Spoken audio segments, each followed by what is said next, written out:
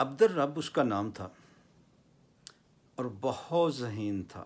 بہت ذہین، اور بہت زیادہ صلاحیتوں کا مالک تھا۔ اس نے ایک بہت بڑی فیکٹری قائم کی، اور اس فیکٹری میں کوئی ایک پروڈکشن نہیں تھی، بہت طرح کی، بہت سی اقسام کی پروڈکشن ہوتی تھی، مختلف اس کے شعبے تھے،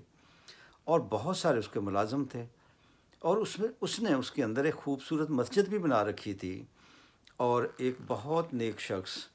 اس مسجد کا امام تھا۔ تو جو مسجد کا امام تھا وہ اپنے فیکٹری مالک سے بہت زیادہ اس کا اوبلائج بھی تھا، خوش بھی ہوتا تھا، اور اکثر اس کی تعریف و توصیف بھی کرتا رہتا، کیونکہ اس میں خوبیاں واقعی بہت تھیں کہ اس نے ہزاروں ملازمین کو ملازمت میں رکھا، ان کے روزگار کا بندوبست کیا، اور ان کے روزگار کی وجہ سے ان کے بچے پڑھ رہے تھے، بچے اچھی خوراک کھاتے تھے، صحت مند رہتے تھے، معاشرے میں ان کو مقام مل گیا تھا ملازموں کو۔ تو اسی چیز کی بار بار وہ امام مسجد جو ہے لوگوں کو یاد دہانی کراتا رہتا کہ دیکھو ہمارا فیکٹری مالک کتنا اچھا ہے، اس نے کتنے ہمارے لیے زبردست قسم کے جو وسائل ہیں وہ ہمیں دیے ہیں، جس کی وجہ سے ہم معاشرے میں بہت اچھے طریقے سے رہ بھی رہے ہیں، کمفرٹیبل ہیں، ہماری صحتیں اچھی ہیں، وغیرہ وغیرہ۔ تو بہت سارے جو ملازم تھے وہ اس کے کلام سے، اس کے موٹیویشن سے زیادہ اچھا کام کرتے، مالک کے ساتھ زیادہ وفادار رہتے، اور ماحول بہت اچھا ہو گیا تھا۔ لیکن کچھ لوگ ایسے بھی خیر تھے جو اس کی باتوں پہ زیادہ کان نہیں دھرتے تھے۔ تو اسی فیکٹری میں پروڈکشن بہت اچھی ہوتی تھی، کیونکہ جو پروڈکشن مینیجر تھا وہ بڑا زبردست تھا، وہ بھی کمال کا بندہ تھا۔ اس کا سارا فوکس جو ہے وہ پروڈکشن کے اوپر ہوتا تھا کہ کس طرح ایسی اعلیٰ پروڈکٹ بنائی جائے کہ جو ہاتھوں ہاتھ مارکیٹ میں بکے، جس میں کوئی کسی قسم کا نقص نہ ہو، تاکہ مالک کا نقصان نہ ہو، اور اگر ہو بھی تو کم سے کم ہو۔ اور اسی طرح مارکیٹنگ مینیجر وہ بھی ایک بہت زبردست انسان تھا، وہ اس پروڈکٹ کو اس طریقے سے ساری دنیا کے اندر پھیلاتا تھا کہ ہاتھوں ہاتھ مال بکتا اور زیادہ نفع ہوتا، اور اس کی وجہ سے فیکٹری کے ملازمین کو بونسز بہت ملتے تھے اور وہ بہت خوش ہوتے تھے۔ لیکن لوگ جو تھے وہ زیادہ تر امام مسجد کی ہی زیادہ اس کو جو خدمات تھیں اس سے زیادہ متاثر تھے، کیونکہ وہ اکثر ذکر کرتا رہتا تھا مالک کی خوبیوں کا۔ تو پروڈکشن مینیجر اور مارکیٹنگ مینیجر یہ دونوں، کبھی ہوتا تھا کہ کبھی کوئی سیمینار ہوا، کبھی کوئی میٹنگ ہوئی تو وہاں پہ ذکر ہو جاتا تھا کہ ہمارے مالک نے یہ پلاننگ اچھی کی ہے، ہمارے جو اونر ہیں، ہمارے باس ہیں، اس نے بہت اچھی پلاننگ کی، بہت اچھا وسائل دیے، اور اچھے طریقے سے سیٹ اپ قائم کیا ہے، تو اس کی وجہ سے ہم بہتر کام کر پاتے ہیں۔ اور مارکیٹنگ مینیجر بھی ایسے ہی کرتا تھا۔ سال کے بعد جب بیلنس شیٹ بنی، حساب کتاب ہوا، تو بہت نفع ہوا، تو بونسز بھی ملے، سارے سٹاف کو بہت خوش تھے، نیچے سے لے کے اوپر تک، ایگزیکٹو تک، ہر بندہ بہت خوش تھا۔ اور اس کے بعد مالک نے انعامات دینے کا فیصلہ کیا، تو تقریباً تمام سٹاف بہت زیادہ ایکسپیکٹ کر رہا تھا کہ مولوی صاحب کو، امام مسجد صاحب کو سب سے بڑا انعام ملے گا، کیونکہ ان کی موٹیویشن کی وجہ سے ہی تو سارے کا سارا یہ ہم اتنا کام جدوجہد سے کرتے رہے ہیں، کوشش کرتے رہے ہیں، وغیرہ وغیرہ۔ لیکن جس دن حساب کتاب ہوا اور انعامات کی بات ہوئی تو انہوں نے دیکھا کہ ان کو واقعی بڑے انعام سے نوازا گیا، مولوی صاحب کو، امام مسجد صاحب کو بہت بڑے انعام سے نوازا گیا، لیکن اس کے ساتھ پروڈکشن مینیجر اور مارکیٹنگ مینیجر کو بھی بالکل اسی طرح کے پورے انعام سے نوازا گیا۔ تو لوگوں کو بڑی حیرت ہوئی کہ ہم تو جدوجہد اس لیے کر رہے تھے کہ ہم تو امام مسجد صاحب سے سن کے موٹیویٹڈ ہو جاتے تھے. تو یہ مارکیٹنگ مینیجر اور پروڈکشن مینیجر، ان کو کس بات کا نام دیا گیا؟ لیکن مالک کو خوب معلوم ہے، فیکٹری اونر کو خوب معلوم تھا کہ اگر یہ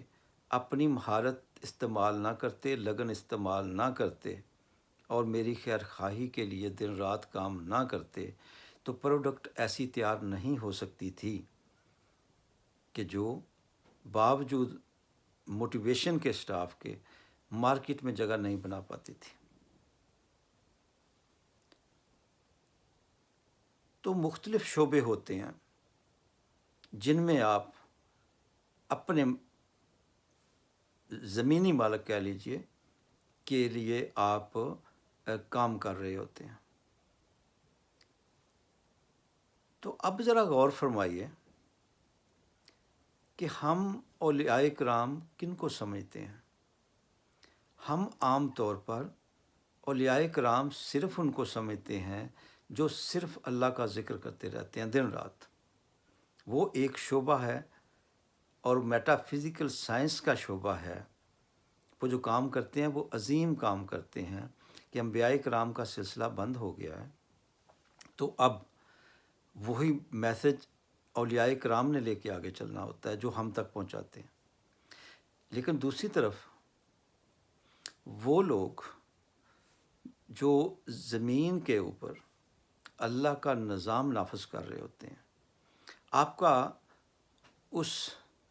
آفیسر کے بارے میں کیا خیال ہے، بیوروکریٹ کے بارے میں کیا خیال ہے، اس پولیس آفیسر یا دوسرے کوئی بھی آفیسر لگا لیں ان کے بارے میں کیا خیال ہے جو اللہ کی مقرر کردہ حدود کے اندر اپنے فرائض انجام دیتا ہے؟ مثلا عبد القادر حسن ایک معروف کالم نگار تھے روزنامہ جنگ کے، یہ کوئی 20-25 سال پہلے کی غالباً بات ہے، اور بہت بڑے وہ ان کا مقام تھا صحافت کے اندر. تو انہوں نے ایک واقعہ غالباً شاید کوئی اور لیکن اس وقت میرے ذہن میں آ رہا ہے کہ میں نے انہی کے کالم میں پڑھا تھا کہ گجرانوالہ سے ایک سول جج جایا کرتے تھے ویگن کے اوپر،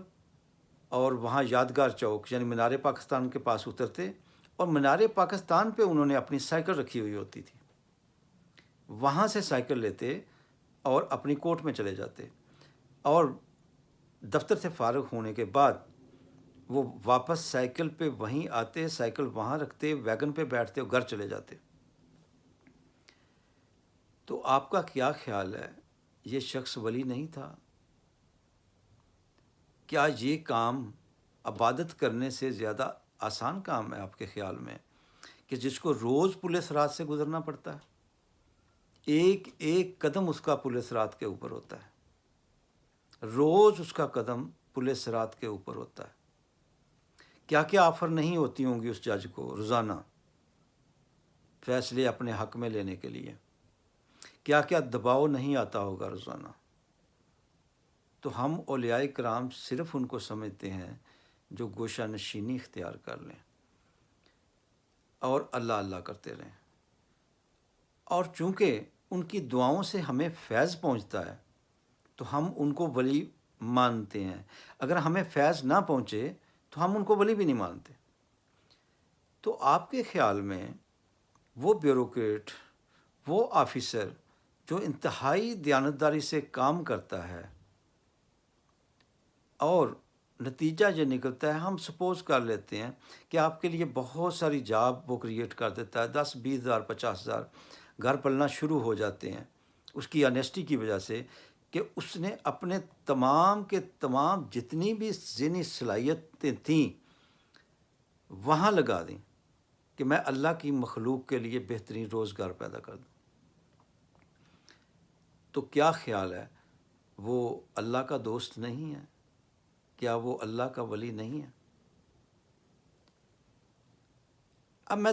دوسرے پہلو سے تھوڑا سا لے کے آتا ہوں. تو میرے خیال میں اس ویڈیو کو ختم کر کے تو میں دوسری ویڈیو بناتا ہوں، تاکہ کیونکہ یہ تقریباً 10 منٹ کی ہو رہی ہے تو دوسری ویڈیو جو ہے وہ بنا کے تاکہ ہم بات مکمل کر سکیں.